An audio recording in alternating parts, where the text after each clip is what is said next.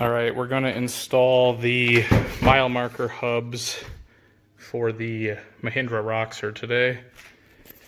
Pretty easy process. I've already done the other side. I'm just going to pause and continue the video as I go. But as you can see, I've already taken some of the bolts out here. We'll take the rest of them out and then we'll take that cap off.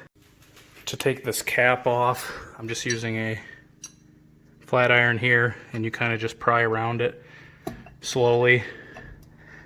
The other side came off was very difficult to take off, but I guess it definitely will come off. It just, you got to go around it real slowly. I did not damage my cap taking it off, but it does come off like a pain in the ass. The bolts here are 14 millimeter as well. Alright, so this side was much worse. I ended up having to take the pry bar like this and pounding on it right there to get it off. So that's what it looks like when it's off. There's a little snap ring right there you have to pull off. Alright, and then taking this piece off, I find it better to roll the machine back and forth as you pry a little bit on these pieces on the edges here, and then also to tap around here with a hammer lightly, and then it kind of just pulls off. I'm going to put a little bit of grease on here. This is the hub assembly. I just took it out of the bag there. This is the gasket. You have to remove, it comes with two of the Allen screws already in. You'll have to remove those to continue installation. This is what it looks like after you open it up. I'm going to put a little grease on the gaskets, both of them, before I install it.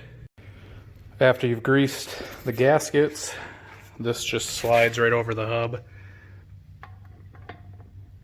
Kind of just turn it.